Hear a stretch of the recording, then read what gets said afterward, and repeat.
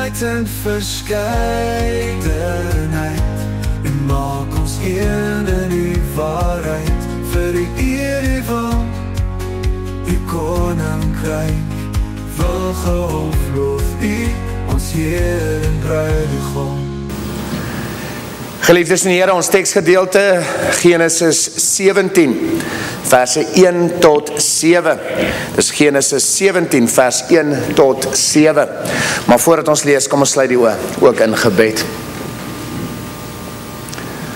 Ons Heer, ons Koning, Jesus Christus.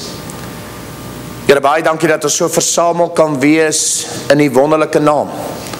Versamel kan wees in die Heilige Gees en versamel kan wees rondom die Heilige Skrif.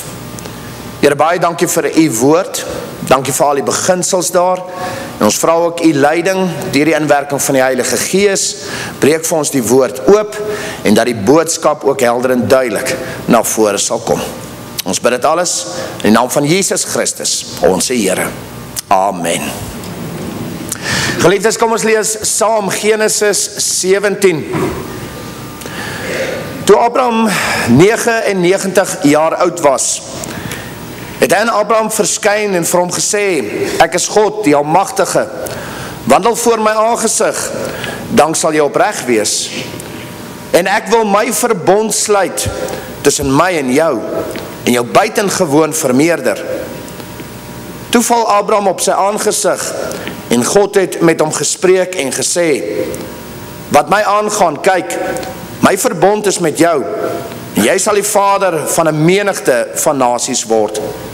Daarom sal hulle jou nie meer Abraham noem nie, maar jou naam sal wees Abraham, want ek maak jou 'n vader van 'n menigte van nasies, en ek sal jou buitengewoon vrugbaar maak.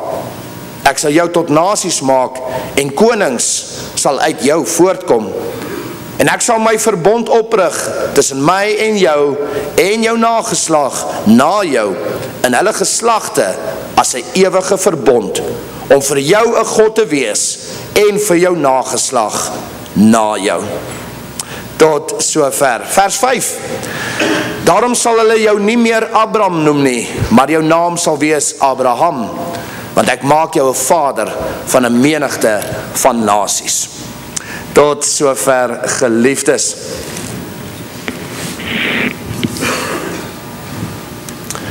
Nou geliefdes in die Here Jesus Christus, ons tema ook, soos ons op die WhatsApp ook uitgestuur het, is natuurlijk 'n nuwe identiteit. 'n nuwe identiteit. Nou net so om so inleidend 'n bietjie vinnig te gesels, ons sien hier so vers 5, Abraham raak Abraham, die verandering van naam. Nou interessant, as ons kyk na die skrif is eintlik vol van hierdie verskynsel, dat name verander. Name verander. Ek noem net 'n paar, maar daar is natuurlijk nog baie, nee? Onder andere Jakob verander na Israel, nee? Genesis 32. Simon, Nuwe Testament, raak Petrus of Kefas, Johannes 1 vers 42. Grootste evangelis ooit, Paulus. Paulus se naam was Saulus. Saulus raak Paulus.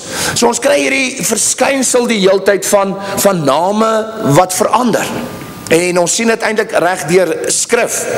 Nou geliefdes, ek dink jy het al die antwoord daarop natuurlijk, maar die groot vraag vir ons uit dit uit is, maar wat beteken dit? Daar is hy. Wat beteken dit? Wat beteken dit dat hierdie name verander? Hoekom gebeur dit? Wat is die doel daarachter? Nou geliefdes, die verandering van naam dui natuurlijk op 'n nuwe identiteit. 'n nuwe identiteit in die Here, 'n identiteit in God, 'n identiteit wie jy is. Kinders van die wêreld word byvoorbeeld nou kinders van God. Goddeloses raak Godvreesendes. Hierdie verandering, erfgename wat ons in God ook word, die verandering wat plaasvind, en deur hierdie verandering, hierdie nuwe identiteit wat ons kry as kinders van God, dat God gekom het en 'n verbond met ons sluit, 'n kontrak met ons sluit, en sê ek is jou God, jy is my kind, jy is my eiendom, en ons is erfgename in die Here. So hierdie verandering van name is 'n nuwe identiteit. Dit dui op 'n verandering en 'n vernuwing wat binne in 'n persoon plaasvind. Die ou persoon, wie hy was, verander in 'n nuwe persoon. Die ou maniere van lewe verander in nuwe maniere van lewe. Ou denke van die wêreld verander nou in nuwe denke in die Here. En so kan 'n mens aangaan. Nou weer eens, dit beteken nie almal se name moet verander nie. Dit wil ek ook reguit sê. Ons moet nou nie vandag hier uitstap en dink ook cricketveld. Alright, ons moet nou almal ons name verander nie. Dis nie die gedagte nie, né? Die beginsel is wat saak maak. Dis die beginsel wat belangrik is. 'n Nuwe identiteit in die Here. Maar belangrik vir hierdie nuwe identiteit om plaas te vind, wat moet eers gebeur? Wat moet eers gebeur? Nou geliefdes, die skrif is baie duidelik hieroor. Voordat die persone se name of identiteite verander en vernuwe, moet daar eers iets plaasvind, daar moet iets dit vooraf gaan eers. En daai iets is 'n ontmoeting met die Here. Dis deur 'n ontmoeting met die Here wat die nuwe identiteit na vore kom. Dis deur 'n ontmoeting met die Here wat verandering inkom en vernuwing inkom. 'n Ware ontmoeting met die lewende God. In al 4 voorbeelde wat ons genoem het van veranderde name, word dit voorafgegaan deur 'n ontmoeting met die Here. By Abraham, by Jakob, by Petrus en by Paulus. Daar vind 'n ontmoeting plaas en na die ontmoeting word 'n nuwe identiteit ook geskep in die Here. So na ontmoeting met die Here vind verandering plaas en 'n nuwe identiteit plaas. Dis kom ons al baie in die verlede ook gesê het, as jy 'n verandering kort of verandering soek, moenie probeer fokus op jouself nie, jy gaan na die Here toe. Jy raak stil in die Here.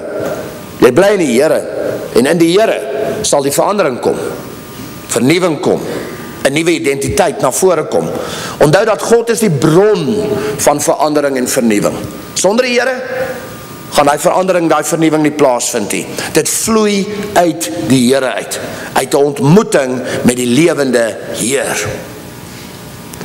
Nou wat plaasvind met hierdie ontmoeting ook in die Here, is dan natuurlik ook 'n nuwe fokus wat na vore sal kom. 'n Nuwe fokus. Die verandering vind plaas omdat ons nou 'n nuwe fokus ontwikkel. Ons het 'n nuwe fokus. Ons fokus nou op die Here. Ons fokus op God. Ons fokus op Jesus Christus. Deur die ontmoeting word 'n verandering van fokus bewerkstellig. Ons het laasweek so vinnig gekyk ook, waar is ons fokus? Om die oë te hou op die Here, die begin en volëinder van ons geloof, Hebreërs 12. Nou presies, wanneer daar ontmoeting in die Here plaasvind, kry ons 'n nuwe veranderde fokus. Ons fokus op die Here. Ons fokus op 'n nuwe identiteit, verandering, vernuwing. So na ontmoeting met die Here verander ons fokus en daardeur verander ons identiteit en verander ons lewens ook. 'n Nuwe fokus. Nou geliefdes, die vraag natuurlik ook, is dit vir almal? Is dit vir almal? Is dit nie maar net sekere persone en so meer wat hierdie verandering ondergaan en so meer nie? So hierdie verandering, hierdie vernuwing van identiteit, is dit net vir sekere mense van die Bybel? Of is die beginsel vir alle gelowiges tot vandag toe? Nou dankie, ek weet julle het klaar die antwoord. Hierdie beginsel is vir alle ware gelowiges. Ek sê weer eens, dit beteken nie ons moet uitgaan en almal moet ons name gaan fisies verander nie. Maar die beginsel is belangrik. 'n Nuwe identiteit, 'n verandering, 'n vernuwing wat plaasvind in die Here. 2 Korintiërs 5 vers 17 tot 21 wat dit onder andere vir ons baie mooi bevestig. Dat in die Here Jesus Christus is die ou dinge verby, die nuwe dinge het gekom. Die ou dinge is verby, die nuwe dinge het gekom. 'n Teken ook van hierdie verandering, hierdie vernuwing, 'n nuwe identiteit wat daar is in Jesus Christus. So die Nuwe Testament saam met die Ou Testament wat dit baie mooi vir ons bevestig. Geliefdes, wanneer daar 'n ontmoeting is met Christus, wanneer ons in Christus is, vind daar verandering en vernuwing in ons plaas. Ons kry 'n nuwe fokus, ons kry 'n nuwe identiteit in Jesus Christus, 'n nuwe lewe in Christus Jesus, nou en vir ewig. Ons is 'n nuwe skepsel, die ou dinge het verbygegaan. Sekere veranderinge wil ek net vinnig ook noem. Sekere vernuwing vind dadelik in ons plaas deur 'n ontmoeting met die Here, maar ek wil ook noem ander veranderinge vind later plaas met tyd en met groei. So ek wil dit net ook vinnig noem. Baie mense dink maar, hoor jy, as jy nou 'n ontmoeting met die Here het, dan moet alles nou skielik net ewe skielik verander. Dadelik. Dis nie hoe dit aldag werk nie. Daar vind reeds verandering in ons plaas, maar in die Here, soos ons fokus in die Here, groei in die Here, verander ons lewens al meer en al meer. Soos ons groei in die Here, verander ons al meer en al meer. So ons ontvang 'n nuwe identiteit, en in Christus groei ons in hierdie nuwe identiteit. Natuurlik ook, ons gaan nooit volmaaktheid in die lewe bereik nie. Ons weet dat daai volmaaktheid kom met die tweede koms van die Here Jesus Christus. Maar intussen leef ons, streef ons, poog ons in hierdie verhouding ook. Intussen verander ons lewens al meer, al meer, al meer. So ek bevestig weer, sekere verandering en vernuwing vind dadelik plaas. Ander met tyd, soos ons groei in die Here Jesus Christus. Geliefdes, ek gaan net vir ons saamvat ook, so 'n samevatting deurgee. Die beginsel vir vanmôre, dat in die Here verkry ons 'n nuwe naam, en hierdie nuwe naam is 'n nuwe identiteit. Ons het geopen as fotum met Openbaring 2 vers 17, waar die Here hierdie beginsel ook vir ons as Nuwe Testament kerk deurgee, dat met die koms van die Here gaan ons ook nuwe name kry, 'n nuwe identiteit kry in die Here Jesus Christus.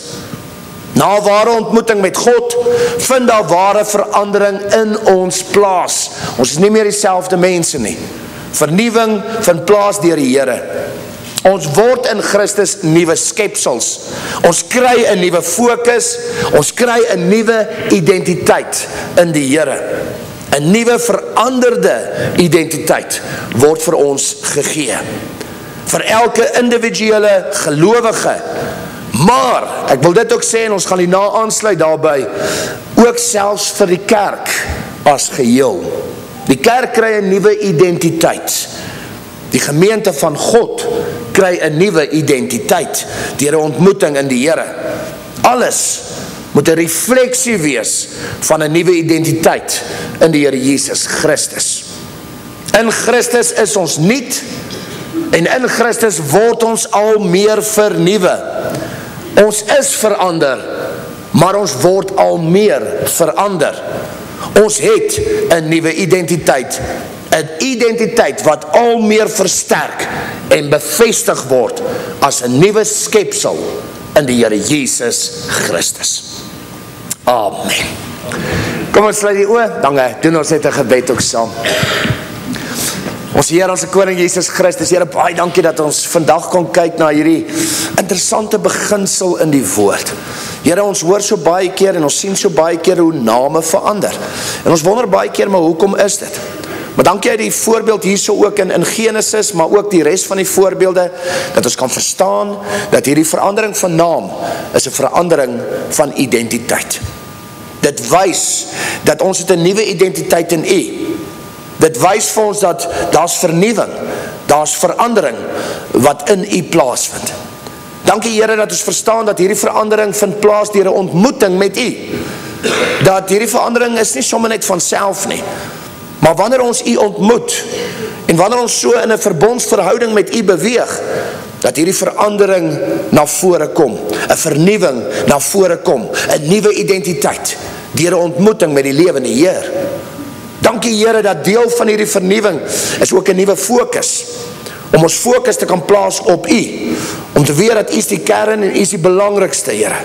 Help ons om in hierdie nuwe identiteit altyd 'n nuwe fokus ook te hou op U, Here, die begin en volleinder van ons geloof. En dankie Here dat ons vandag ook besef dat hierdie beginsel van 'n nuwe identiteit, verandering, vernuwing, is vir almal van ons. Dis nie net vir sekere mense van die skrif nie. Dis vir almal van ons. Ja Here, ons verstaan, ons hoef nou nie almal name te gaan verander nie, maar ons weet dat in U het ons reeds 'n nuwe identiteit. Dankie Here dat U vernuwend in ons werk. Dankie vir veranderinge wat reeds plaasgevind het en veranderinge waarmee U besig is, ook in ons lewens, in die kerk in die algemeen en ook in U gemeente, selfs hierso by Wilghof. Ag Here, help ons asseblief, dat ons ook hierdie identiteit sal uitleef, Here. Help ons, Here, dat ons 'n verskil sal maak, dat ons anders sal wees, Here. Maar bo alles, dankie. Dankie vir U liefde en genade. Dankie dat U na ons as mens uitreik, Here. Dankie dat U ons roep tot 'n nuwe verhouding, Here. Seën ons asseblief daarin. Lei ons so deur die Heilige Gees. En ons bid dit alles in naam van Jesus Christus, ons Here. Amen. Dankie geliefdes. En verskeidenheid en maak ons een in die waarheid vir die eer van U koninkryk wil gehoofloos